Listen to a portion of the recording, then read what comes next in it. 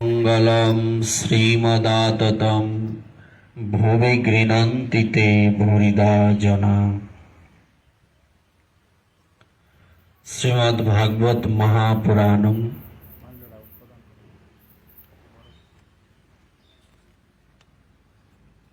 সপ্তম স্কন্ধ চতুর্থ অধ্যায় শ্লোক সংখ্যা 44। युधिष्ठिरुवाच देवर्षो यतोदीच्छामो वेदितुं तव सुब्रत यदात्मजाय शुद्धाय पिताद्यात् साधुवे यागम् पुत्रान् विप्रतिकुलान् स्वान् पितरपुत्रवत्सला उपालभन्ते शिक्षार्थं नैवाघमपरो यथा। कलिपावन अवतार प्रेम पुरुषोत्तम परमेश्वर भगवान श्रीकृष्ण चैतन्य महाप्रभुर अपार अनुकंपाय अद्यकार শ্রী শ্রী নৃসিংহ চতুর্দশী ব্রত উপলক্ষে এই বিশেষ সময়ে অত্র অঙ্গনে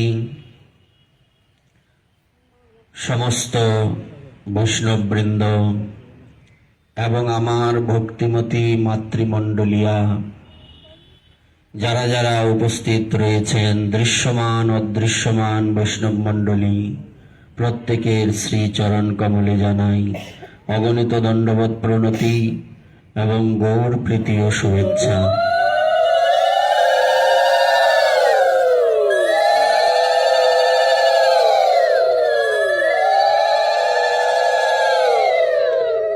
যুধিষ্ঠির মহারাজ দেবর্ষি নারদকে প্রশ্ন করলেন, হে দেবর্ষি, সচরাচর বা স্বাভাবিকভাবে আমরা দেখতে পাই পুত্র পিতার কাছে অতীব স্নেহের, অতীব ভালোবাসার পাত্র, কিন্তু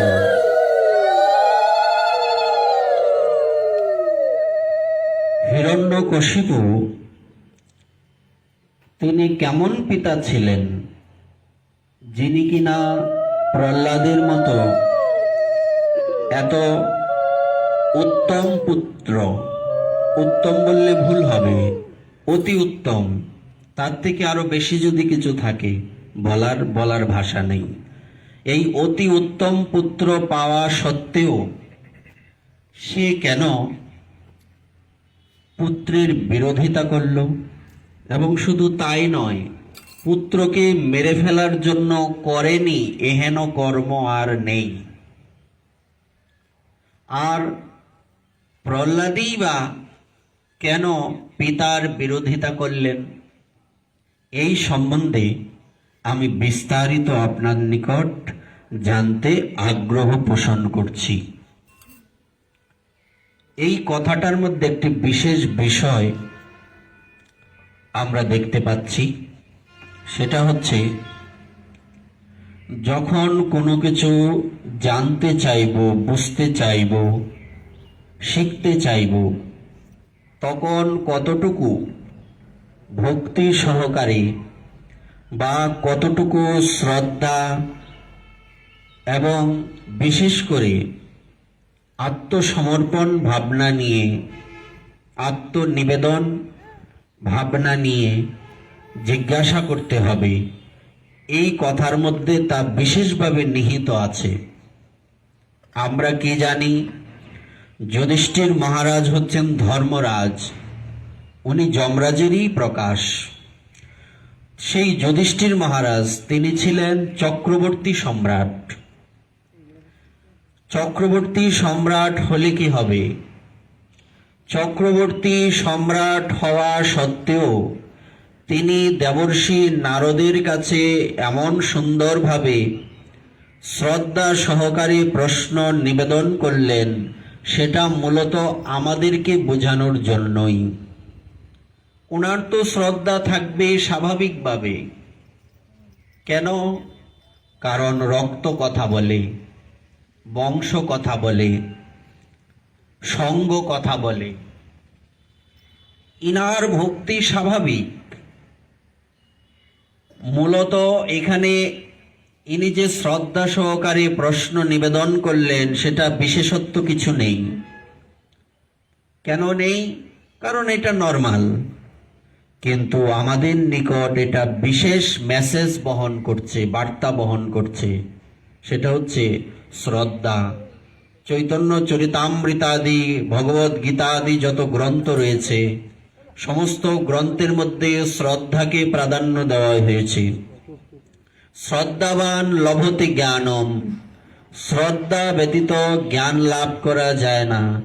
শ্রদ্ধাবান ব্যক্তি একমাত্র ভক্তি লাভের অধিকারী হন। শ্রদ্ধাবান জন হন ভক্তি অধিকারী। যদি জিজ্ঞাসা করা হয় ভক্তি কারা পাবেন, ভক্তি কাদের জন্য, তাহলে এই প্রশ্নের উত্তরে মহাজনগণ এবং শাস্ত্রগণ আমাদের কাছে খুব স্পষ্টাক্ষরে বর্ণনা করলেন, স্পষ্টভাবে নিবেদন করলেন, বর্ণনা করলেন যে একমাত্র যার শ্রদ্ধা 100%, সেই জ্ঞান লাভের প্রকৃত অধিকারী। তবে যাদের কম তাদের কি হবে? বলছে যাদের যেমন যেমন শ্রদ্ধা তেমন তেমন প্রাপ্তি।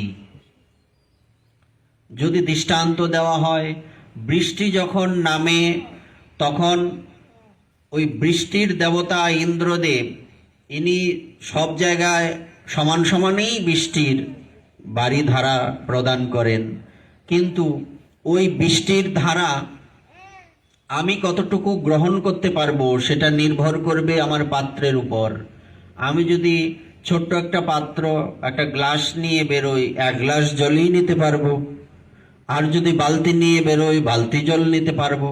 কিংবা যদি সুন্দর করে একটা চৌবাচ্চা নির্মাণ করে বিভিন্ন জায়গায় বৃষ্টির জল ধারণ করা হয়, যারা জল পায় না ভালো, তো ওই রকম জলই নিতে পারবো।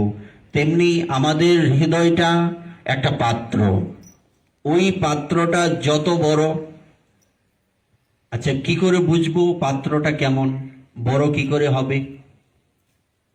এটার কিছু ডেফিনেশন রয়েছে, কিছু বিষয়বস্তু এখানে রয়েছে যে কি করে বুঝবো যে আমার হৃদয় পাত্রটা বড় হয়েছে, কিংবা আমার হৃদয় পাত্রটা ভগবানের কথা শ্রবণের উপযুক্ত হয়েছে, কিংবা জ্ঞান লাভের জন্য উপযুক্ত হয়েছে। বুঝবো কি করে?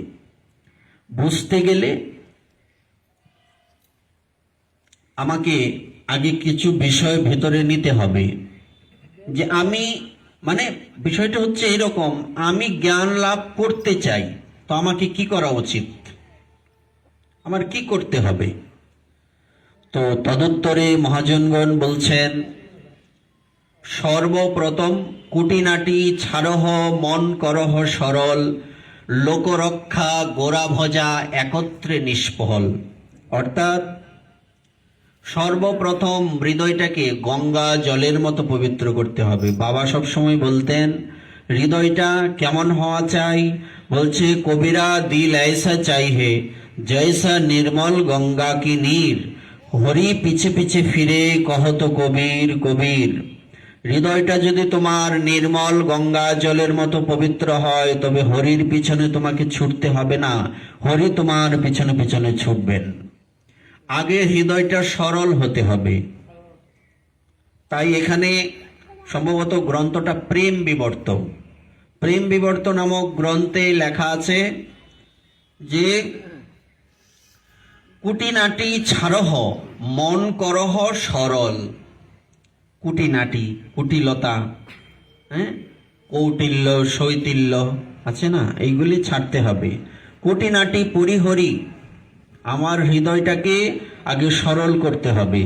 সরল করলে, এবং এই সরল করলে শুধু হবে না, কিছু কিছু সংখ্যক ব্যক্তি রয়েছেন সমাজে যাদের হৃদয় সরল কিন্তু ভজন করতে পারেন না। এর একটা বিশেষ কারণ হচ্ছে যে লোকে কি বলবে। অনেক ব্যক্তি আছেন এরকম হৃদয় সরল, কিন্তু লোকে কি বলবে, এজন্য পরের লাইনে বলছেন লোকরক্ষা গোরা ভজা একত্রে নিষ্ফল। লোকে কি বলবে এটাকে যদি তুমি হৃদয়ে ধারণ করো তাহলে আর গৌর ভজা হবে না।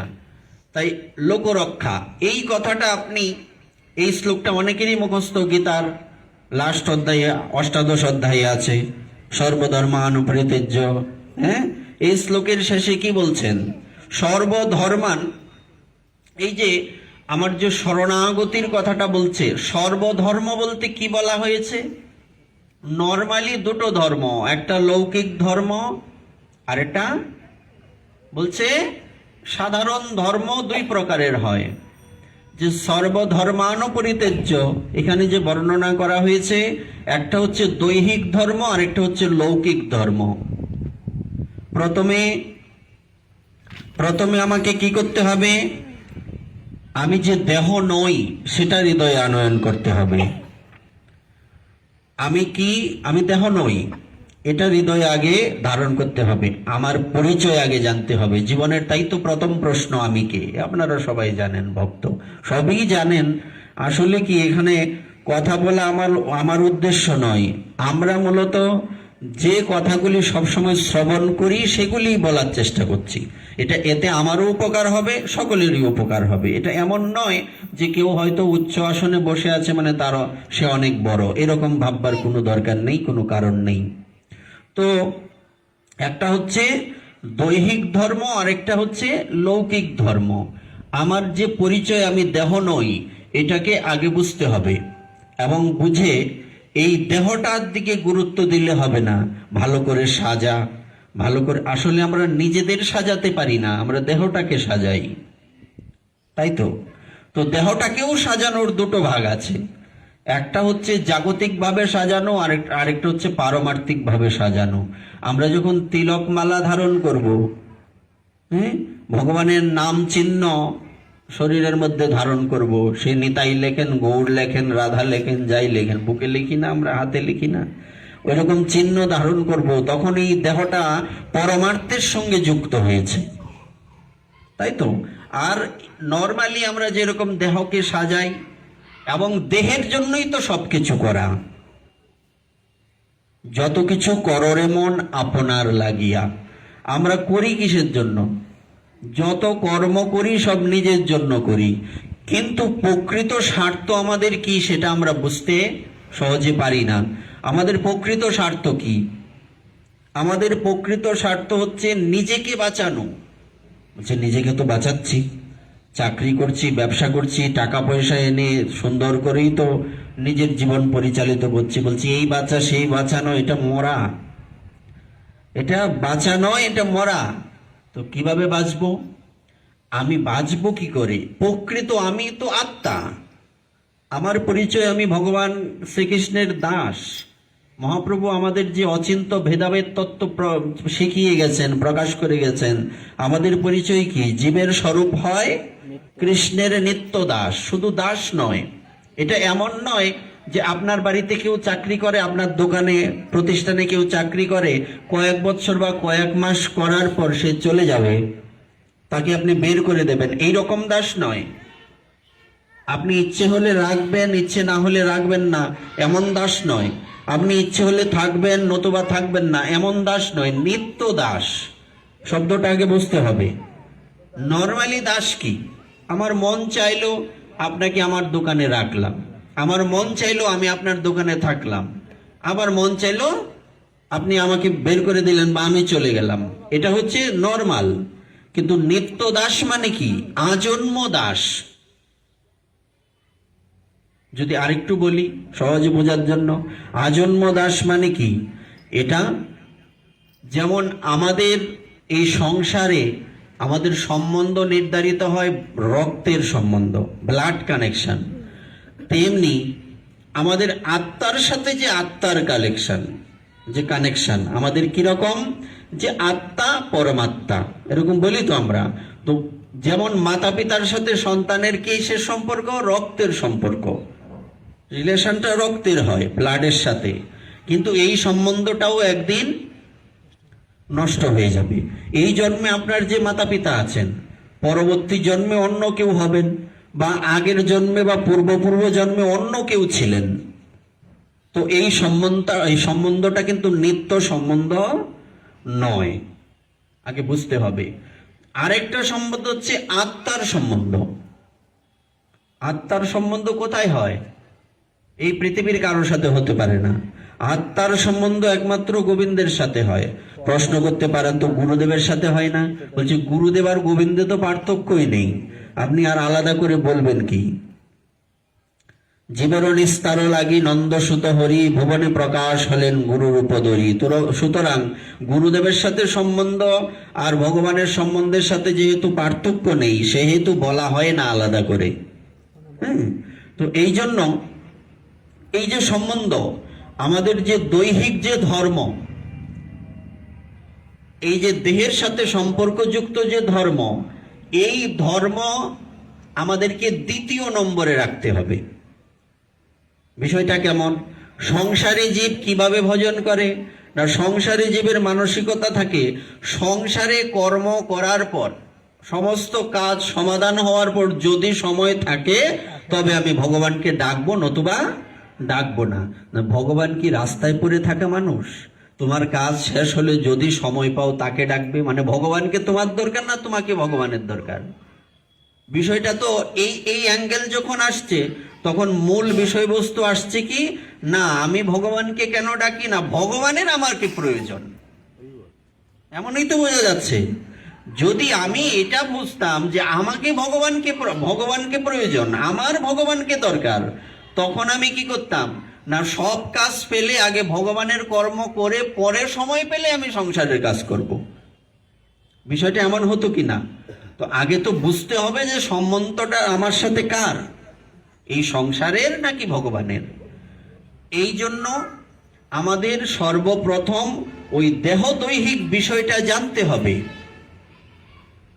একজন ব্যক্তি কোনো ব্যবসা প্রতিষ্ঠান খুলতে গেলে তাকে যেমন প্রথমে জানতে হবে যে আমি যে ব্যবসা প্রতিষ্ঠানটা খুলবো, সেই যে জিনিসটা নিয়ে আমি ব্যবসা করব, এই জিনিসটা আমি তৈরি করতে পারি কিনা। এটা মিষ্টির দোকান হতে পারে, আমি মিষ্টিই তৈরি করতে পারি না, আমি মিষ্টির দোকান দিয়ে বসলাম, হবে কি? হবে না। তেমনি এই সংসারে আমরা যে কোনো কর্ম করি, আগে কাজটা জেনে তো শুরু করব, না শিখে করা যাবে না। তেমনি আমাকে কি করতে হবে, যে আমার সাথে কার সম্বন্ধ, কিভাবে আমার চলা উচিত, আমার জীবনটা কিভাবে পরিচালনা করা উচিত, এই বিষয়বস্তুগুলি আগে জেনে বুঝে তারপরে নামতে হবে না? আগে বুঝতে হবে, জানতে হবে, শিখতে হবে আগে। তো ওই শিক্ষাটা যাতে আমাদের হৃদয়ে যথার্থ আমরা ধারণ করতে পারি, সেজন্যই তো আমরা সাধুসঙ্গ করি, আর তো কিছু না। এই যে সাধুসঙ্গ সর্বশাস্ত্রে কয় ইত্যাদি আমরা বলি, এই সাধুসঙ্গ কেন? এই সাধুসঙ্গ হচ্ছে, এক কথায় যদি বলি না, সাধুসঙ্গে গেলে ভগবানের সাথে আমার সম্বন্ধটা পাকাপোক্ত হয়। সাধু মানে কি? ঘটক। গুরুদেব মানে কি? যদিও যেহেতু ব্যক্তি দুইজন, বোঝানোর জন্য বলতে হয়, যদিও আলাদা নয়, তারপরও বলা হয় গুরুদেব হচ্ছেন ঘটক। ঘটকের কাজ কি? ঘটনা ঘটানো। কি ঘটনা ঘটাবেন? গুরুদেব কি ঘটনা ঘটান? সাধু কি ঘটনা ঘটান? কোন সম্বন্ধটাকে পাকাপোক্ত করেন? ভগবানের সাথে যে নিত্য সম্বন্ধ, শব্দটা কিন্তু আমাদের খেয়াল করতে হবে। আমরা ভগবানের দাস নই, আমরা ভগবানের নিত্য দাস, পার্মানেন্টলি দাস। একটা হচ্ছে নরমাল দাস, আর চাকরি করতে গেলে যেমন এই চাকরি কি বলে, খণ্ডকালীন, তারপরে পার্মানেন্ট, এরকম হয় না, যে তার চাকরিটা কিছুদিনের জন্য, এখনো পার্মানেন্ট হয়নি। তা আমি তো ভগবানের পার্মানেন্ট দাস, আমি ভগবানের পার্মানেন্ট সার্ভেন্ট, যে আমি ভগবানের নিত্য দাস। তো এই নিত্য শব্দটা আগে আমার হৃদয়ে আনতে হবে। যদি আনতে পারি তবে আমি সম্পূর্ণরূপে এইভাবে জীবনটা পরিচালিত করতে পারবো। কিভাবে? সূত্রটা কি না, আমি ভগবানের কাজ করতে গিয়ে যদি সংসারের কোনো ক্ষতিও হয় হোক, তাতে কিছু আসে যায় না। আগে আমার ভগবান, তারপরে সংসার, তাহলে আপনি কৃষ্ণ ভক্ত, সংসারী, গৃহস্থ ভক্ত। আর সাধু তো তার জীবন যৌবন যা কিছু আছে সব ভগবানকে দিয়েই দিয়েছেন। জয় রাধে, জয় রাধে, দিয়ে দিয়েছেন কিনা? তো আগে এই জিনিসটা আমাদের মাথায় আনতে হবে, ভগবান আমাদের পার্ট টাইম ব্যক্তি নন, ভগবান পার্মানেন্ট। সংসারটা আমার কাছে পার্ট টাইম, তবে আপনি ভক্ত। সূত্রটা মনে থাকবে, এই কথাটা কিন্তু সহজে মনে থাকবে। আমি কি করে বুঝবো যে আমি ভক্ত? না, আমি ভক্ত তা বুঝতে পারবো এই জন্য, এইভাবে যে আমি ভগবানের কাছে, ভগবান আমার কাছে পার্মানেন্ট, আর সংসারটা আমার কাছে কি পার্ট টাইম, চাকরি দিয়ে বোঝালাম, তাহলে আমি ভক্ত। আর যারা এই মার্গে নেই সে ভক্ত না, সে বিষয়ী। কি করে বুঝবো বিষয়ী আর ভক্ত? এই হচ্ছে সূত্র। তাই দৈহিক ধর্ম, এই যে সর্বধর্মানুপরিত্যাজ্য, এই দৈহিক ধর্মটাকে আগে ভালো করে বুঝতে হবে। দেখুন, এই দেহটা অনিত্য, কিন্তু এই অনিত্য দেহ দিয়ে নিত্য কর্ম করা যায় বলে মানব জীবনটা হচ্ছে শ্রেষ্ঠ জীবন। যার কথা আমরা বলবো সেই প্রহ্লাদ মহারাজ এই কথাটাই বলেছিলেন, দুর্লভম মানুষম জন্ম তদপি অর্থদম অদ্রুবম। উনি দৈত্য বালকদের বলছেন যে কৌমারো আচরেত প্রাজ্ঞ ধর্মান ভাগবতা নিহ। আমাদের ভজনটা কখন থেকে শুরু করতে হবে? কৌমার বয়স থেকে, ছোট কাল থেকে শুরু করতে হবে। মাটি যখন নরম থাকে এটা দিয়ে যা ইচ্ছে তৈরি করতে পারবেন, আর শক্ত হয়ে গেলে করা যাবে কি? যাবে না। তেমনি শিশুকাল থেকে, শিশুকালে কৃষ্ণ ভজে, কি কৃষ্ণ পাবার আসে, মধ্য বয়সে কৃষ্ণ ভজে আসে কি না আসে? দুটা না। আর বৃদ্ধকালে কৃষ্ণ ভজে জমের তর আসে। তো ভজনটা শিশুকাল থেকেই করা। এখন প্রশ্ন করতে পারেন, আমরা শিশুকালে সাধু সঙ্গ পাইনি, আমরা কি করব? বলছে এটা হেলা করার কিছু নয়, বা এরকমও নয় লোকেরা আপনাকে বলছে এই আপনি আগের থেকে ভজন করেননি মানে আপনি বাদ। আপনিও ভজন করে ভগবানকে পাবেন। খট্টাঙ্গ মহারাজ যদি 48 মিনিট ভগবানকে ভজন করে তাকে পেতে পারেন, আপনি পাবেন না কেন?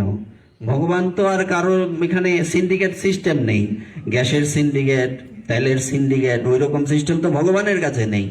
আছে কি? ভগবানের কাছে আমরা সবাই সমান। যে মন দিয়ে ভগবানের ভজন করবে, আমার পিছনে যদি যাই বিষয়টা মনে আছে যে 100% যখন আমার মনটা আমি ভগবানের চরণে দেব, তখন আমার যথার্থ শ্রদ্ধা উদিত হয়েছে, এর আগে নয়। তাহলে এই বিষয়টা আমাদের বিশেষভাবে হৃদয়ে ধারণ করতে হবে। এরপর আরেকটা কি বলছে? লৌকিক ধর্ম। লোকে কি বলবে? আমরা মূলত এখন বর্তমানে যে টেন্ডেন্সি চলছে সেটা কিরকম? আমরা ভজনও করি লোককে দেখানোর জন্য, এবং বলতে হবে আমি এত মালা জপ করি, আমি এই করি, আমি সেই করি, আমি নির্জলা ব্রত করি। বলার তো কিছু নাই, নিজের ঢোল নিজে পেটানোর দরকার নাই। আপনি আপনার ঢোল পেটানোর জন্য কি ব্রত করেন? ভজন করেন। আপনি ভজন করেন ভগবানকে পাওয়ার জন্য, ভগবানকে সন্তুষ্ট করার জন্য। তো আপনি যদি নিজের ঢোল নিজে পেটাতে থাকেন, এই যে কি বলে এই জগতে প্রতিষ্ঠা লাভের জন্য চেষ্টা করতে থাকেন, তাহলে আপনার ওই ভজনটা আর ভজন রইল না, সেটা হয়ে গেল ব্যবসা, বিনিময় ব্যবস্থা হয়ে গেল। আমি ভজন করছি, আমি লোকেদেরকে বলে বেড়াবো, 10 জন লোক জানলে 10 জন লোক আরো 10 জনকে বলবে। আপনি কি ব্যবসা প্রতিষ্ঠান খুলে বসছেন যে আপনি বিজ্ঞাপন দিয়ে বেড়াবেন?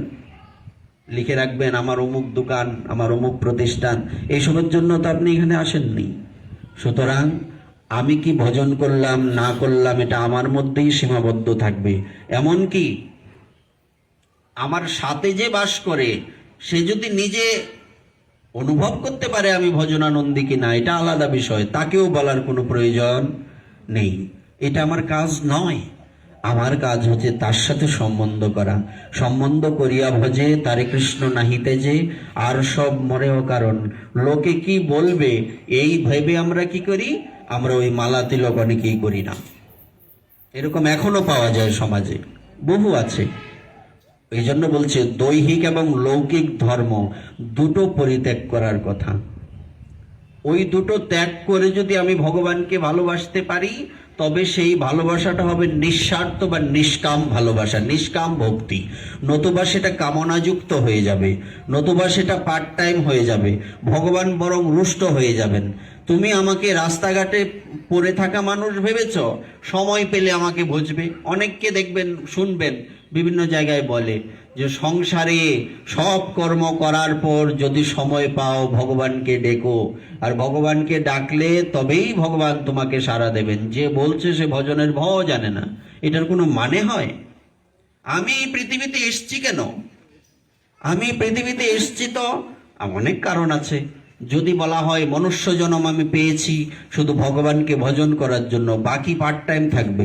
কিন্তু আমরা এমন একটা পরিস্থিতিতে নিয়ে গেছি কথাটাকে যে না, সুযোগ পেলে ভগবানকে ডাকবো। এটা আগে মাথার থেকে, হৃদয় থেকে ডিলিট করতে হবে। সুযোগ পেলে ভগবান নয়, সুযোগ পেলে সংসার। সুযোগ পেলে সংসার, প্রথমে ভগবান, ফার্স্ট প্রায়োরিটি থাকবে ভগবান। ভগবানকে প্রায়োরিটি দিতে হবে আগে, ভগবান ব্যতীত বাকি সব পরে। এসব করিয়া বামে যাব বৃন্দাবন ধামে, এই মনে করিয়াছি আশা। বামে, সংসারটাকে বামে ফেলতে হবে। লোকে বলে না, কিরে তুই কাজটা করলি, ঠিক করলি, আমাকে বামে রেখে করে ফেললি কাজটা, মানে আমাকে বাদ দিয়ে কাজটা করে ফেললি, জিজ্ঞাসাও করলি না। সংসারটাকে বামে ফেলে রাখার জিনিস, সংসার হচ্ছে বামে ফেলে রাখার জিনিস। এটাকে বামে ফেলে তারপর ভগবানের ভজন, যদি সুযোগ পাই তারপরে ওই কর্মটা করব। তাহলে বুঝতে হবে আমি বিষয়ী নয়, আমি হচ্ছি ভক্ত। আচ্ছা, যেটা বলছিলাম তো, শ্রদ্ধা। এই শ্রদ্ধাটাকে বোঝানোর জন্য, হাইলাইট করার জন্যই এই কথাগুলি বলা। এই প্রশ্নের উত্তরে দেবর্ষি নারদ বলতে লাগলেন, দেবর্ষি নারদ বললেন, যুধিষ্ঠির, দৈত্যরা ভগবান শুক্রাচার্যকে পুরোহিত পদে নিযুক্ত করেছিল। ষণ্ড এবং অমর্ক নামে তার দুই পুত্র ছিলেন। রাজপ্রাসাদের সংলগ্ন আবাসস্থলে তারা হিরণ্যকশিপু প্রেরিত নীতি নিপুণ বালক প্রহ্লাদকে এবং অন্যান্য দৈত্য বালকদের রাজনীতি, অর্থনীতি প্রভৃতি বিষয়ে শিক্ষা দিতেন। এইবার তদুত্তরে দেবর্ষি নারদ বলতে লাগলেন, যুধিষ্ঠির, তুমি যে প্রশ্ন করেছ সেই প্রশ্নের উত্তরে তোমার কাছে আমাকে বিস্তারিত প্রহ্লাদ কথা বলতে হবে। আর আমরা সকলেই জানি ইতিহাস, সবই জানা, এগুলি সব মুখস্থ সবার, কিন্তু আজকের দিনে বিশেষভাবে এগুলি বলতে হয় তাই বলা, তাই তো? এটা আজকের দিনেই বলতে হয় এমন নয়। মহাপ্রভু বারবার বলতেন, প্রহ্লাদের কথা বলো, ধ্রুবের কথা বলো, বারবার বলতেন। শরৎ দামোদর, রামানন্দ রায়, ওনারা যে ভগবানের কথা বা ভগবানের ওই রায়ের নাটক গীতি, স্বরূপের গান, এই দুয়ে মিলে প্রভুর রাখয়ে পরাণ, ওই সময় মহাপ্রভু বলতেন প্রহ্লাদের কথা বলো, ধ্রুবের কথা বলো। না, শ্রেষ্ঠ ভক্তদের মধ্যে আমরা ওনাদেরকেই গণনা করি। এবং আশ্চর্যজনক হলেও বিশেষভাবে সত্যি, এটা কি না, ভগবানের কোনো অবতার একজনের জন্য এসেছেন, হিরণ্যকশিপুকে মেরে প্রহ্লাদকে রক্ষা করার জন্য যে ভগবান নৃসিংহদেব এসেছেন, এটা কেবলমাত্র এক অবতারেই সম্ভব। এত এত অবতার যে পৃথিবীতে এসছেন, না, এমন নয় যে ভগবান নৃসিংহদেবের আর কোনো কর্ম ছিল না, কর্ম ছিল, কিন্তু উনার ফার্স্ট প্রায়োরিটি কি ছিল? উনি মূলত প্রহ্লাদকে রক্ষা করার জন্য এসছেন কিনা। আর কোনো অবতার কিন্তু একজন ভক্তের জন্য একজন অবতার আসেন নি। তাহলে প্রহ্লাদ কেমন স্পেশাল ভক্ত? একজন ভক্তের জন্য একজন অবতার। এটা ইতিহাসে আর কখনো ঘটেনি, আর ঘটবেও না। একমাত্র ভগবান নৃসিংহদেব এসছেন। তাই ভক্ত বলতে যখন আমরা সিরিয়াল করি, যদিও ছোট বড় হিসাবে আমরা বিচার করতে পারবো না, করা উচিত নয়, তো তারপরেও সেই সিরিয়ালে কাদেরকে পাবো আমরা? ধ্রুব প্রহ্লাদকেই তো পাবো। তাই নয় কি? তো এই জন্য ওনাদের কথাগুলি বেশি বেশি আমাদের শ্রবণ করতে হবে, বেশি বেশি পাঠ করতে হবে। তাহলে আমরা কি বলে, আগুনে ঘি ডাললে আগুন বাড়ে, তো তেমনি আমাদের প্রত্যেকের ভেতরে কিন্তু একটা ভক্তির আগুন জ্বলছে। কারোটা প্রায় নিভে গেছে, কারোটা একটু জ্বলছে, কম বেশি হয়। তো যদি আমরা এই কথাগুলি শ্রবণ কীর্তন করি, তাহলে ওই ভক্তির আগুনটা বেড়ে যাবে। আগুনে ঘি ডাললে আগুন বড় হয়, তেমনি ওই ভক্তের কথা শ্রবণ করলে সেটা আমার ভক্তিতে আগুনে ঘি ডালার মতো হবে। তাই বারবার বারবার ভগবানের থেকে ভক্তের কথা শ্রবণের গুরুত্ব বেশি দেওয়া উচিত। তো এইভাবে দেখা গেল আমরা ইতিহাসটা কি জানি? ইতিহাস সবাই জানি, যখন সেই চতুষ্কুমারদের চরণে জয় বিজয় অপরাধ করলেন। এই যে একটা শব্দ অপরাধ, 4টি অক্ষর আছে এখানে। অপরাধ শব্দটা কিন্তু বহুত খতরনাক। পাপের একটা সীমা পরিসীমা আছে, কিন্তু অপরাধ কিন্তু মারাত্মক বিষয়। অপরাধ যেই করুক, আজ পর্যন্ত শুনেছেন অপরাধের প্রায়শ্চিত্ত করতে? কিসের প্রায়শ্চিত্ত করে লোক? কথাই বলে, এবং এটা একদম এই কথাটার সাথে লাগানো, পাপের প্রায়শ্চিত্ত। অপরাধের প্রায়শ্চিত্ত শুনেছেন? অপরাধের কোনো প্রায়শ্চিত্ত হয় না। আর প্রায়শ্চিত্ত করলে প্রায়শ্চিত্তে পাপ যায় বটে, কিন্তু পাপের গোড়া থাকে। মানে বিষয়টা এরকম, গাছটা আমি কেটে ফেললাম কিন্তু গোড়াটা রয়ে গেল, এর থেকে আবার গাছ উঠবে কিনা, আবার শাখা মেলবে। তেমনি প্রায়শ্চিত্তে পাপ যায়, পাপের গোড়া যায় না, নষ্ট হয় না। পাপের গোড়াটাকে উপড়ে ফেলতে হবে, এটা মাথায় রাখতে হবে আমাদের। এমন নয় যে আমি এখন পাপ করলাম, প্রায়শ্চিত্ত করব, পাপ চলে যাবে, ব্যাস হয়ে গেল। তাহলে নাম বলে পাপ আচরণ, আরেকটা নাম অপরাধ হবে। তখন এটা আর পাপের মধ্যে সীমাবদ্ধ থাকবে না। আপনি চালাক, কিন্তু আপনি চালাক কার জন্য হয়েছেন? ভগবান আপনার ঘর থেকে হয়েছেন না আপনি ভগবানের ঘর থেকে হয়েছেন? অনেক সময় আমাদের সমাজে একটা কথা বলে লোক, যে কি আমি তোর গর্তে হইছি না তুই আমার গর্তে হইছস। মানে বলবার অর্থ হচ্ছে ভগবানের উপরে যাতে আমরা চালাকি না করি। এমনটা নয় যে পাপ করব, ওই যে যত পাপই কেউ করুক, একবার গীতা পাঠ করলে পৃথিবীও যদি হরণ করে, সেই পাপ কি হয়? নষ্ট হয়। তো আমি কি করব? সারাদিন পাপ করব, রাত্রে গীতা পাঠ করব, হবে না? বলছে তাহলে এটার পাপ হবে না, এটা অপরাধ হয়ে যাবে, নাম অপরাধ হয়ে যাবে তখন। তাই ভগবান কিন্তু সব সেটিং করে দিয়েছেন। হ্যাঁ, তো যেটা বললাম অপরাধ, জয় বিজয়, ওনারা কারা? ওনারা ভগবানের দরজার দ্বার রক্ষী, দারোয়ান না? হ্যাঁ, সেই দ্বার রক্ষী হয়েও তাদেরকে কি করতে হয়েছিল? পতিত হয়ে পৃথিবীতে আসতে হয়েছিল। এটা দিয়ে কি আমরা বুঝি না ওখানে স্বজন প্রীতির কোনো জায়গা নেই? বোঝা গেল তো? ভগবান স্বজন প্রীতি করতে পারতেন না? থাক, এরা আমার জন, আমার কাছের জন, সবসময় আমার কাছে থাকে, এদের ক্ষমা করে দাও, এই কথা বলেছেন? জয় বিজয়ের জন্য ভগবান কিন্তু এই কথা চতুষ্কুমারদের কাছে বলেননি, বরং বলেছেন যে আপনারা যে তাদেরকে এই যে অভিশাপ দিয়েছেন, এটা যথার্থ হয়েছে, আমারও এতে মত আছে। ভগবান বলে কথা, নিরপেক্ষ, উনি কারো পক্ষে থাকেন না, কারো অপেক্ষাও করেন না। হ্যাঁ, তো এই জন্য আমাদের এটা মাথায় রাখতে হবে, আমরা পাপ অপরাধ যাই করি, নিরপেক্ষ বিচার কিন্তু হবে। এটা বাংলাদেশ নয়, বাংলাদেশের বিচার ব্যবস্থা নয় অপরাধ করে অপরাধী পার পেয়ে যাবে। ওখানে যথার্থ বিচার হবে এবং একুরেট বিচার হবে, কম বেশি হবে না, ন্যায় বিচার যাকে বলে। সুতরাং অপরাধ করে আমরা কেউ পার পাবো না, আমরা যাতে অপরাধ থেকে মুক্ত থাকি। তো তারা অপরাধ করলেন, অভিশাপ দিলেন চতুষ্কুমারগণ। অভিশাপের ফলে এই পৃথিবীতে আসতে হবে। ভগবান বলেছেন, যদি আমার ভক্ত হয়ে জন্মগ্রহণ করো তাহলে 7 জন্ম যেতে হবে, 7 বার যেতে হবে। আর যদি অসুর হয়ে যাও, আমার শত্রু হয়ে যাও, তাহলে 3 জন্ম গেলেই হবে। এখন সিলেক্ট করতে হবে তোমাদের যে তোমরা কি করবে। 2 ভাই আলোচনা করে ভগবানকে বললেন যে শত্রু হয়ে গেলেই ভালো। কেন?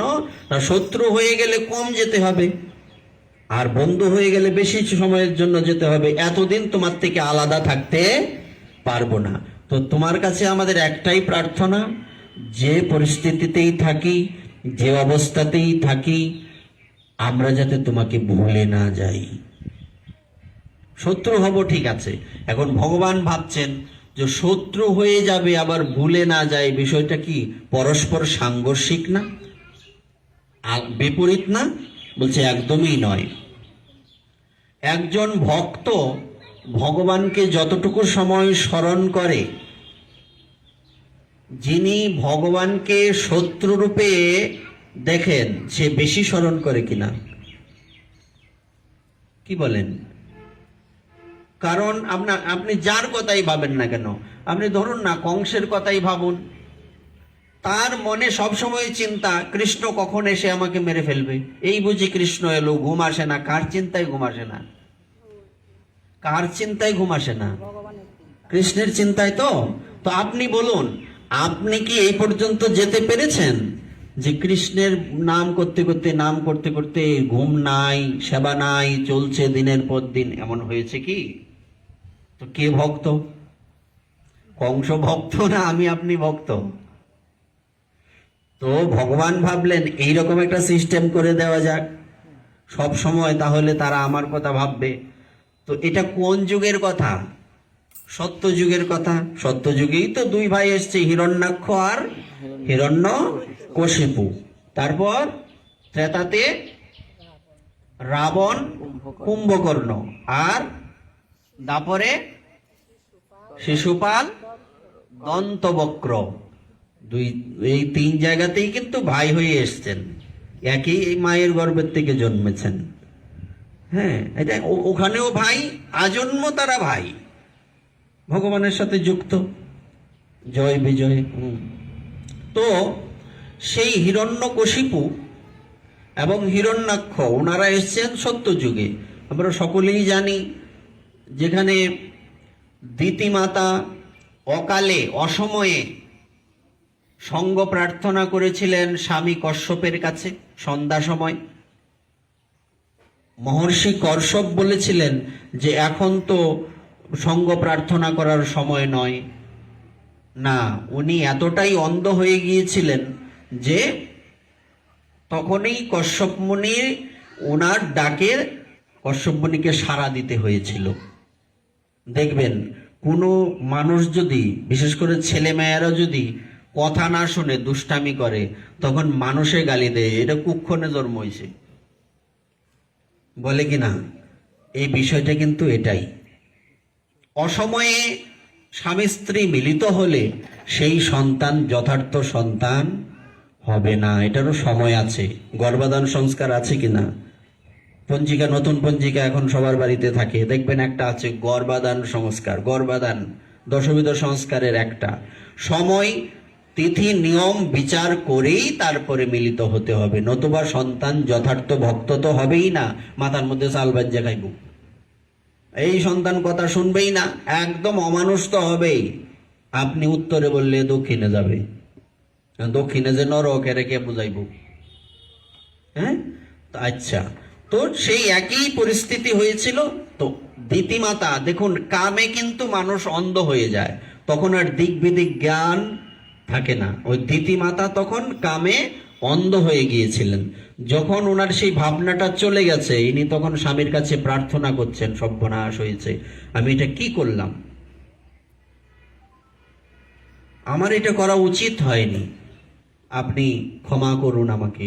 বলছে দেখো, তুমি যে কর্ম করবে, বাড়িতে যদি তুমি আগুন্যাসিতা, যারে আমরা কই চুত্রা গাছ, বাড়িতে যদি তুমি চুত্রা গাছ লাগাও, ওই চুত্রা গাছের আমের আশা করা যাবে কি? যাবে না। আম গাছ লাগিয়ে আমের আশা করতে পারবে। তুমি যেমন কর্ম করেছো ওই কর্মের ফল তোমাকে নয়, শুধু এই সারা পৃথিবীকে ভোগ করতে হবে। তুমি অসময়ে সঙ্গ প্রার্থনা করেছো, এই জন্য তোমার গর্ভের থেকে দুটো সন্তান জন্মাবে, যারা কিনা সমাজের, সংসারের, পৃথিবীর নয়, শুধু ত্রিলোকে ত্রাস উৎপাদন করবে। সারা পৃথিবী নয়, স্বর্গ, মর্ত, পাতাল সব জায়গার দেবতা, অসুর, যক্ষ, রক্ষ, মুনি ঋষি, মনুষ্য সবাইকে ত্রাসের মধ্যে রাখবে। দিতিমাতা বলছেন, কিছু তো করুন, আমি তো আপনার কাছে প্রার্থনা করছি। মহর্ষি কশ্যপ কিন্তু সামান্য ব্যক্তি নন, ইনি চাইলে অনেক কিছু করতে পারেন। ইনি তখন বলছেন, ঠিক আছে, তুমি যখন এইভাবে প্রার্থনা করছো, তবে তোমার যে দুটো সন্তান হবে এরা অসুর হবে বটে, কিন্তু তোমার নাতিটা ভক্ত হবে। যাও, তোমাকে বর দিলাম। হলো তো, তোমার নাতিটা ভক্তে পরিণত হবে। এইবার দিতিমাতা ভাবছেন যে কি করা যায়, এই সন্তানদের আমি জন্মই দেব না। 100 বৎসর নিজের গর্ভকে কি করে রেখেছেন? ঢেকে রেখেছেন, যে না, মানে নিজের শক্তির বলে। এখন তো আমরা তো নর্মালি একটা মানুষ 10 মাস 10 দিন হলে বা এর আগে পরে সন্তান জন্ম দিতেই হবে না, কিন্তু উনি ওনার তপস্যার বলে ওই গর্ভকে 100 বছর আটকে রেখেছেন। এই সন্তানদের আমি জন্মই দেব না। তাদের জন্ম দিলে যদি সমাজের, সংসারের, পৃথিবীর ক্ষতি হয়, তো কেন তাদের আমি জন্ম দেব? কিন্তু সময়ের উপরে কারো হাত নেই, ইনি আটকে রেখেছেন। সারা পৃথিবী তখন অন্ধকারে ছেয়ে যাচ্ছে, উনি প্রকৃতির নিয়মে বাধা দিচ্ছেন কিনা। তখন শেষ পর্যন্ত দেবতাদের, বিশেষ করে কশ্যপ মুনির কথায় উনি সেই সন্তানদের জন্ম দিলেন। হিরণ্যাক্ষ, হিরণ্যকশিপুর জন্ম হলো।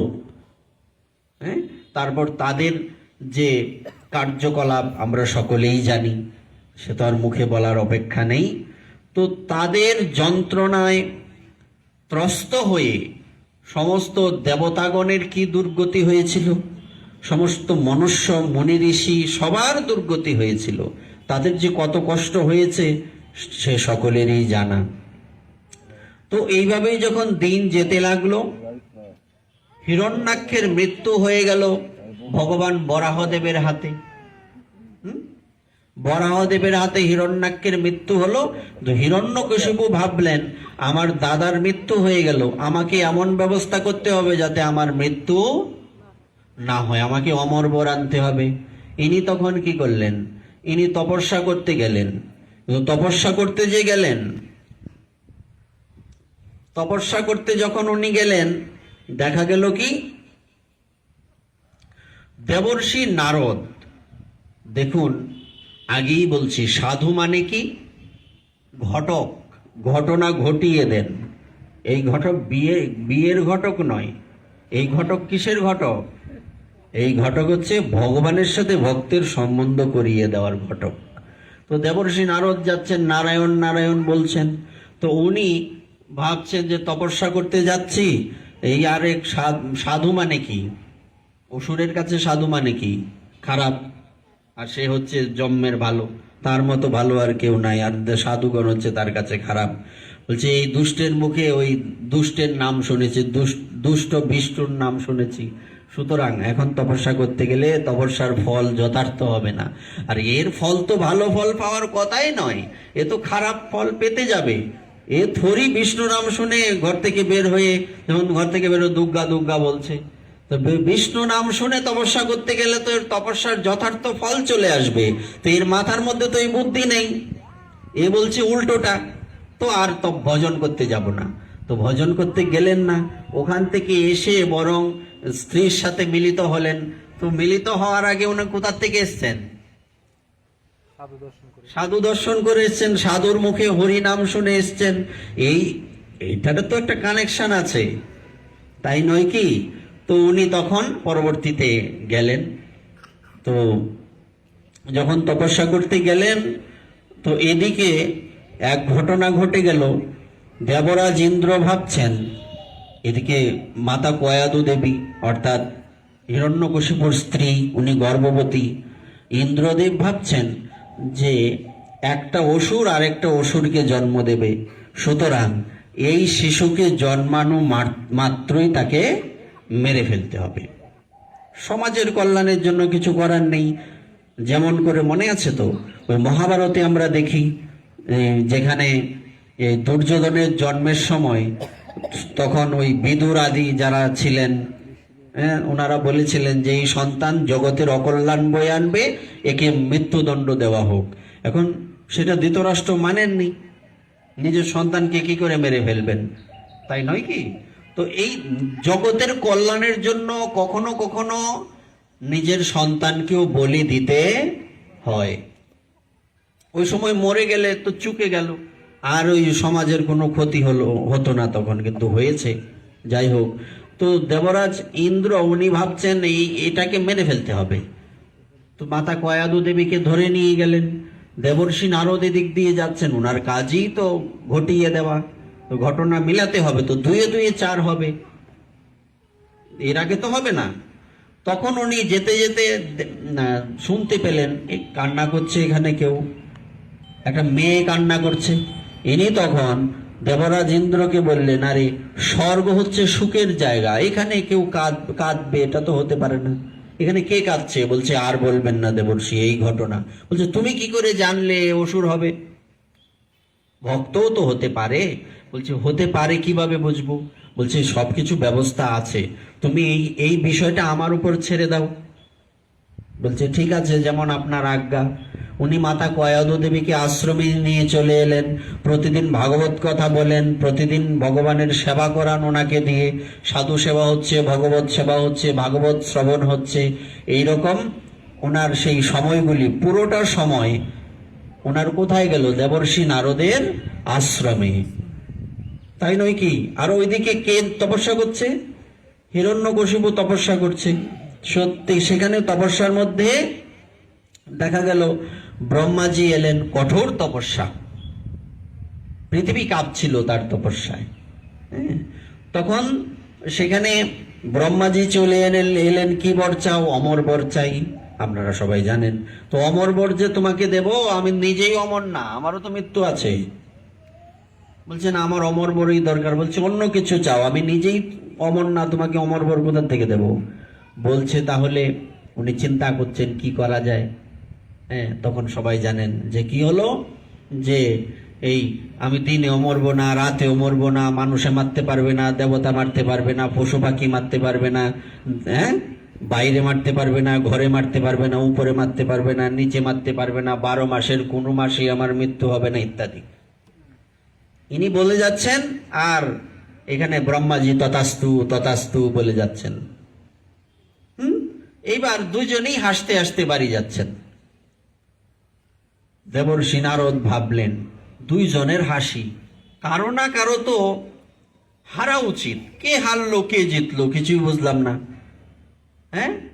তো হিরণ্যকশিপু কেন হাসছে? হিরণ্যকশিপু হাসছে যে আপনি অমর বর দেবেন না, আমি তো অমর বর নিয়ে নিয়েছি, একটু পলিসি করে নিতে হয়েছে, সিস্টেম করে নিয়ে নিয়েছি। আর ব্রহ্মাজি হাসছেন কেন? গিয়ে জিজ্ঞাসা করলেন, পিতাশ্রী আপনি হাসছেন কেন? দেবর্ষি নারদ জিজ্ঞাসা করলেন। বলছে শোনো, বাপ বাপই হতা হে। বলছে কিরকম? এ ভাবছে আমি মরবো না, এ মরবে না, তাই না?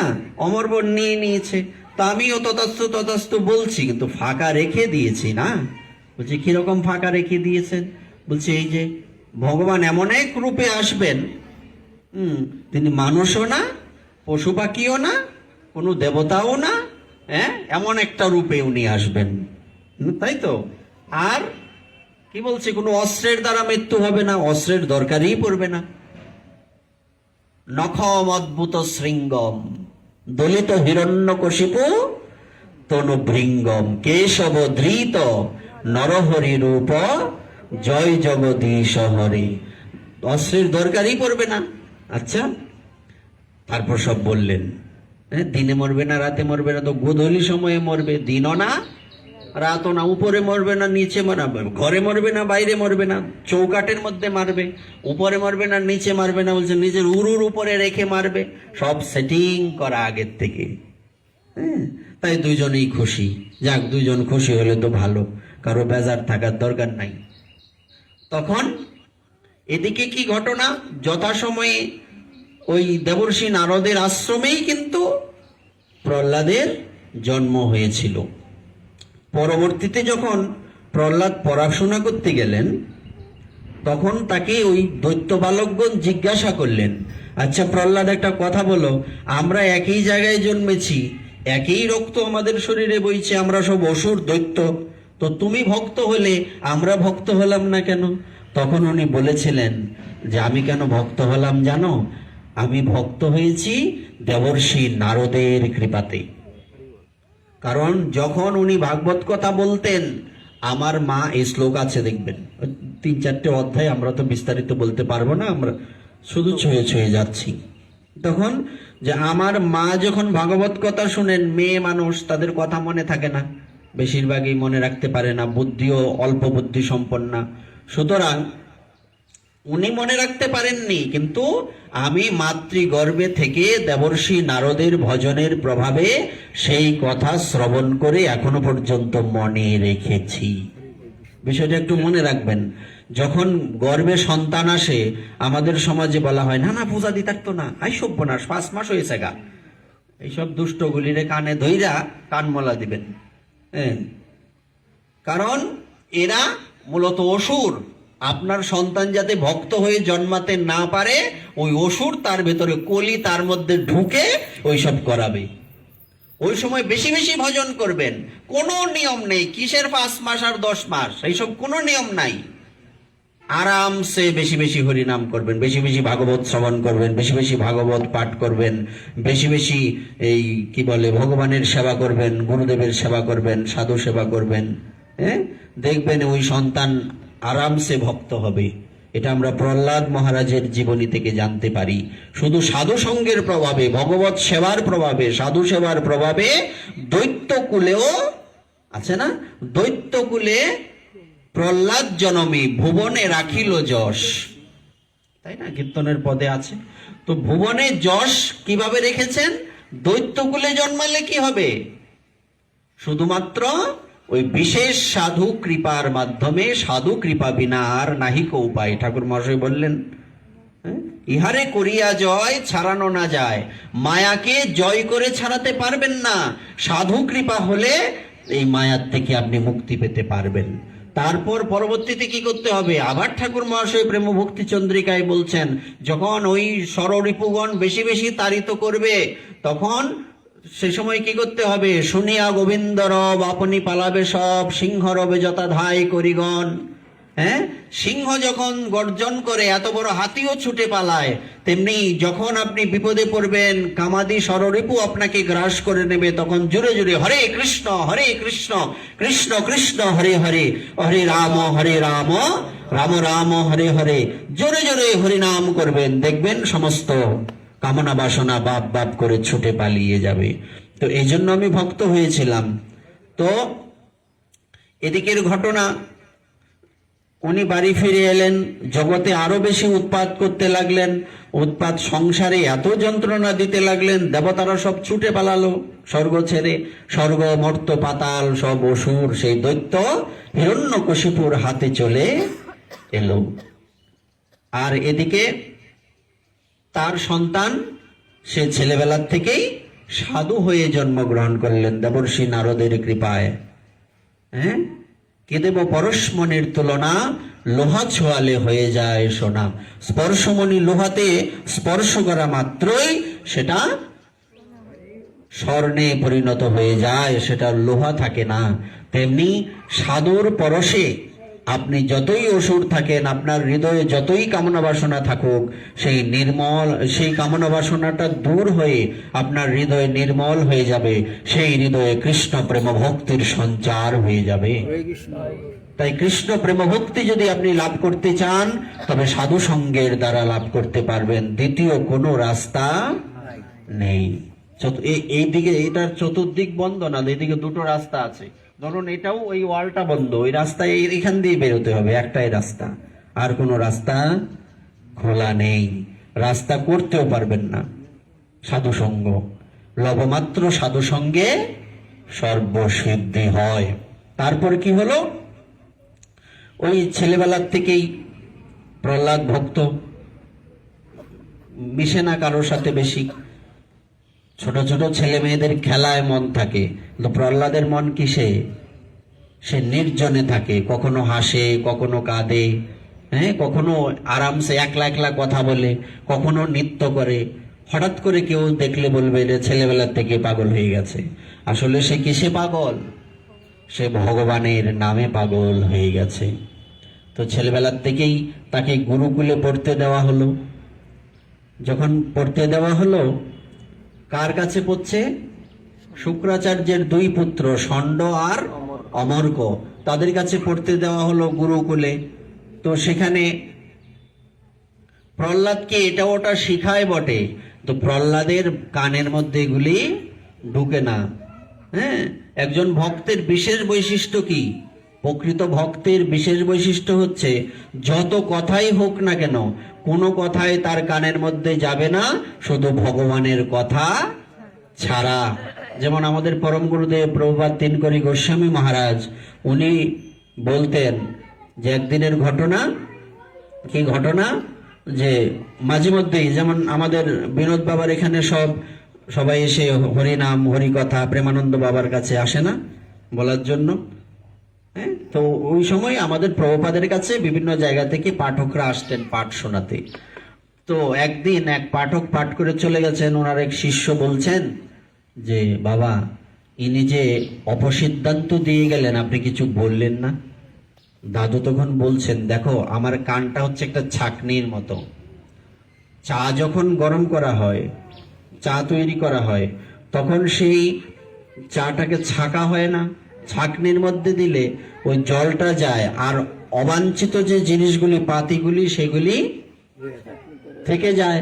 তো একজন ভক্তের কানটা ওইরকম ছাঁকনির মতো, আন কথাগুলি ভেতরে ঢুকবে না, বাইরে থেকে যাবে, আর যেটা কি বলে সার বস্তু সেটা কানের মধ্যে ঢুকবে।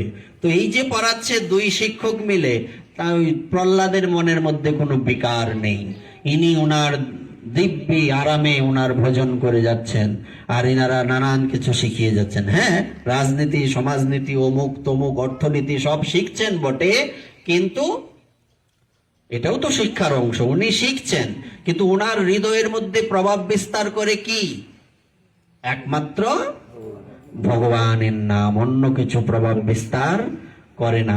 তো কিছুদিন পরার পর একদিন ষণ্ড আর অমর্ক প্রহ্লাদকে নিয়ে এলেন রাজসভার মধ্যে। পুত্র, তুমি কি শিখেছ বলো, কোলে নিয়ে জিজ্ঞাসা করলেন। তখন এরকম ভাবে দুবার তিনবার নিয়ে এসছেন, প্রথমবারই কিন্তু এরকম হয়নি। নর্মালি কোনো সিরিয়াল টিরিয়াল বিভিন্ন জায়গায় দেখানো হয় একবার, কিন্তু উনি দু তিনবার নিয়ে এসছেন। দুইবার তিনবার হিরণ্যকশিপু প্রহ্লাদকে কি দিয়েছেন? সুযোগ দিয়েছেন। তো বলতে বলতে উনি বলেছিলেন যে ভগবানের ভজন করাটাই আমাদের জীবনের একমাত্র উদ্দেশ্য, এটা শিখেছি। কোথা থেকে শিখলে এটা? হ্যাঁ, শ্রবণম কীর্তনম বিষ্ণু শরণম পাদ সেবনম অর্চনম বন্ধনম দাস্যম সক্ষম আত্ম নিবেদনম। এই নববিধা ভক্তির দ্বারা ভগবানকে পাওয়া যায়, আর কোনোভাবেই তাকে পাওয়া যায় না। তো এইসব শিক্ষা তুমি কোথা থেকে পেলে? ষণ্ড অমর্কের উপর একদম চটে গেলেন হিরণ্যকশিপু। দেখবেন চতুর্দিকে যারাই দেখবেন ভগবানের নাম ভগবানের কথা শুনলে, সাধুদের কথা শুনলে গা জ্বালা করে, তারা হিরণ্যকশিপুর বংশধর, তাদের শরীরে হিরণ্যকশিপুর রক্ত বইছে।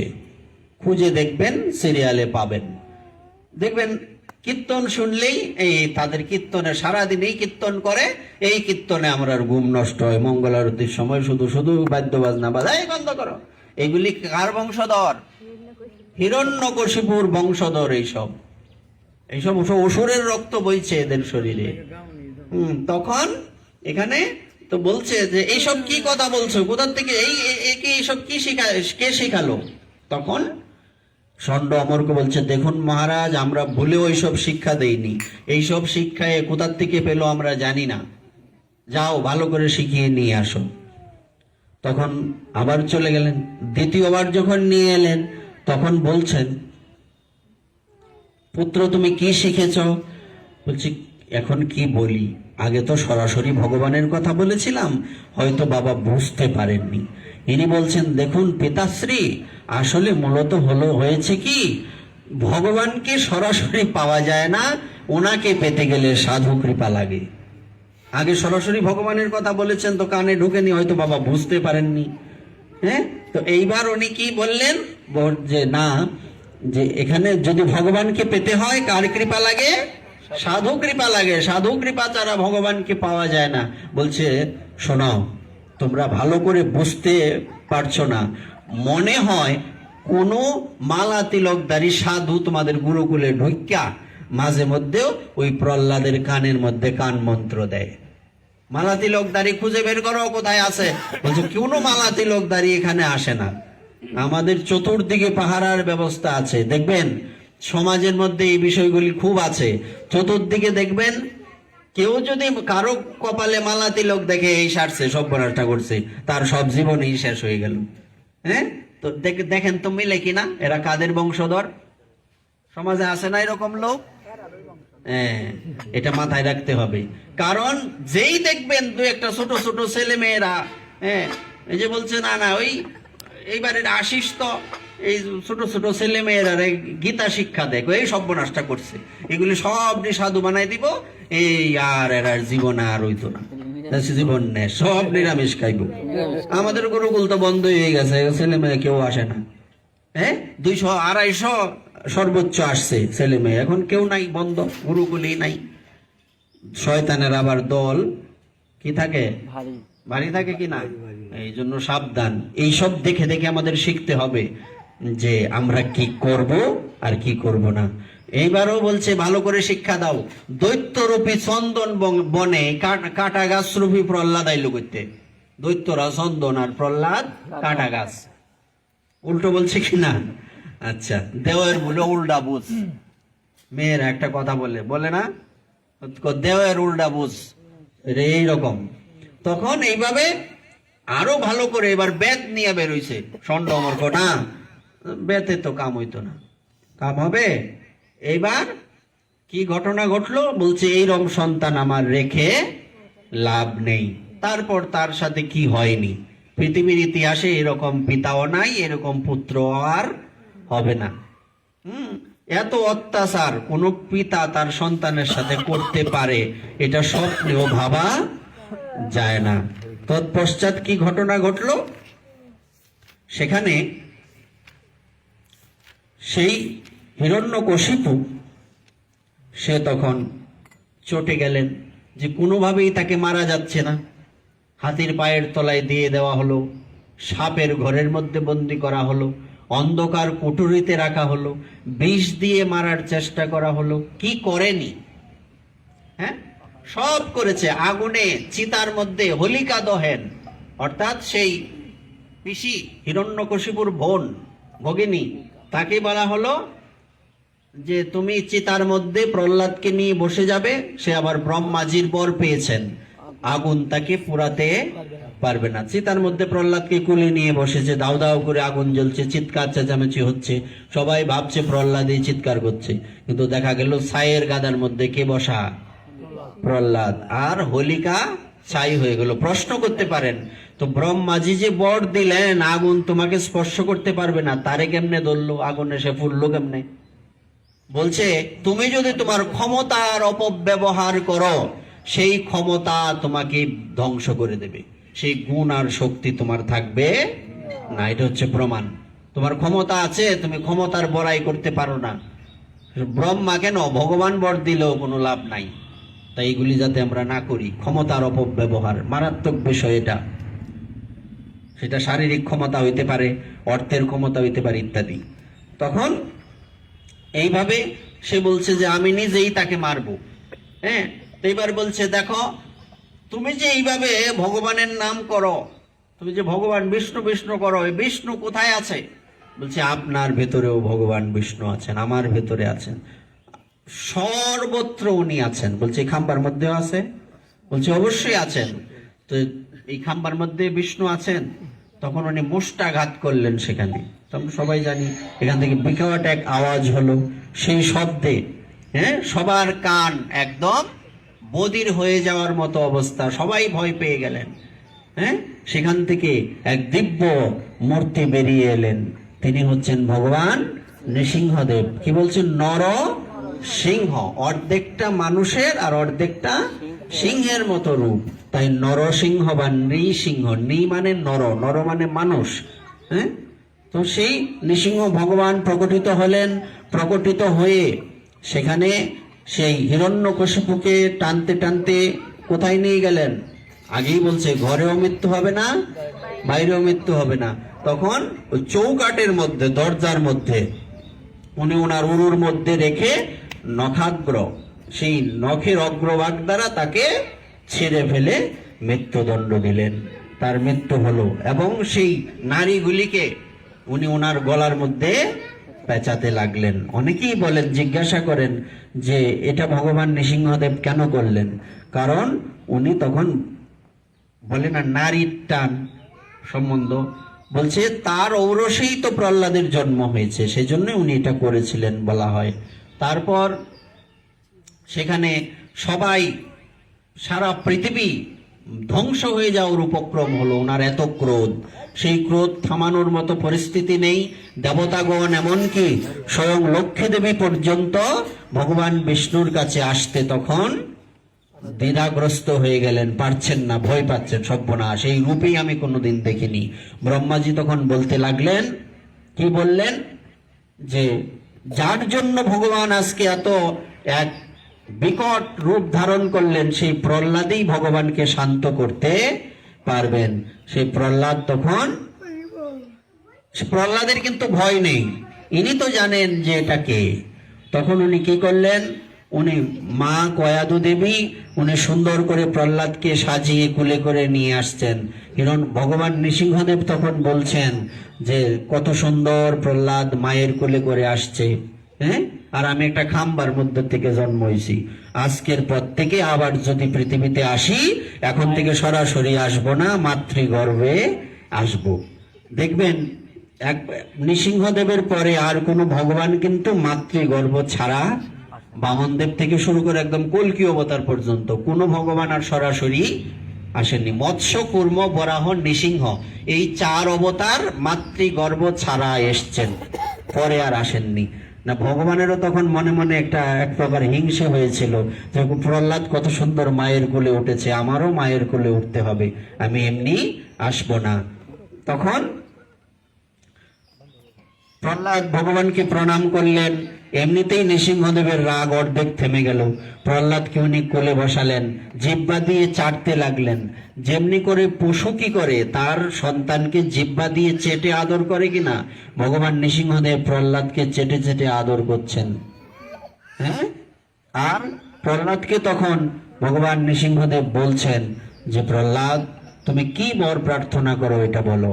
প্রহ্লাদ তখন ভগবান নৃসিংহদেবকে বললেন, প্রভু, আমি জীবনেও আপনার থেকে কিছু চাইনি, আর এখনো কিছু চাইবো না। কিছু তো তোমাকে নিতে হবে, কেননা তোমার জন্যই আমি অবতার ধারণ করে এই পৃথিবীতে এসেছি। এবং তোমাকে যদি আমি কিছু দিতে না পারি, তাহলে কি হবে? আশেপাশের দেবতা, যক্ষ, গন্ধর্ব, অপ্সরা, কিন্নর সবাই হাসবে। হ্যাঁ, বলবে ভগবান আসছিল দেওয়ার জন্য, কিছু প্রহ্লাদ নিছে না। হ্যাঁ, দিতে আইছিল, নেয় নাই। হ্যাঁ, কিছু তো নাও। তখন প্রহ্লাদ ভগবান বিষ্ণুর কোলে বসে বলেছিলেন, হে প্রভু, যদি আমাকে দিতে হয় এই কৃপা করুন। আমার পিতা আপনার বিরোধিতা করেছেন, যে ব্যক্তি ভগবানের বিরোধিতা করেন তার কখনো উদ্ধার হতে পারে না। শত হলেও তো উনি আমার পিতা, আপনি ওনার অপরাধ ক্ষমা করে দিয়ে ওনাকে মুক্তি দান করুন। চিন্তা করুন, এই হচ্ছে ভক্তের বৈশিষ্ট্য। ভগবান নৃসিংহদেব বলছেন আমি এটা পারবো না। যে কেন পারবেন না?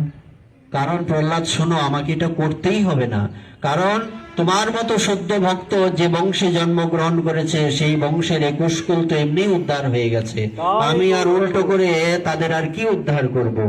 বলছে এটা তো গেলই, তুমি তো কিছু চাও, কিছু বি চাও তোমার জন্য। তখন প্রহ্লাদ বলেছিলেন, প্রভু আমার জন্মটা কোথায়? দৈত্যকুলে। আমার আপনার ভক্ত হওয়ার কথা না, আমিও আমার পিতার মতো আপনার বিরোধিতাই করতাম, কিন্তু দেবর্ষি নারদ এত কৃপাময়, উনি কৃপা করে আমাকে আপনার চরণ পর্যন্ত নিয়ে এসছেন, ওনার কৃপাতে আপনার এই অবতার, আমার জন্য নয়।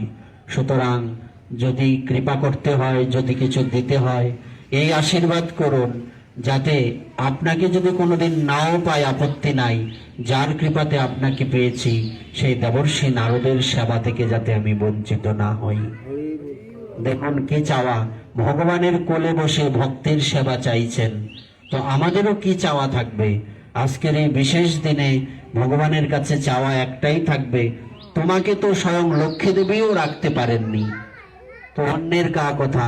সুতরাং হে প্রভু, হে করুণা নিধান, তোমাকে পাই না পাই আপত্তি নাই, যার কৃপাতে তোমাকে চিনতে পেরেছি, যার দয়াতে আজকে এ পর্যন্ত আসতে পেরেছি, সেই শ্রী গুরুদেবের চরণ যাতে বন্দনা করতে পারি, বন্দময়ী সাবধান মতে ঠাকুর মহাশয়ের বাসায়। তো আমরা আজকের এই বিশেষ দিনে শ্রী সাধুগুরু বৈষ্ণবের সেবা প্রার্থনা করি, এইভাবে যাতে ভগবানের নাম করতে করতে যেতে পারি, সাধুদের সেবা করতে করতে যেতে পারি, এই বলে আপনাদের চরণে প্রণাম জানিয়ে আজকের এই সংক্ষিপ্ত প্রহ্লাদ নৃসিংহ কথার এখানেই বিশ্রাম। শ্রী গুরু নিতাই গৌর সীতানাথ প্রেমানন্দে।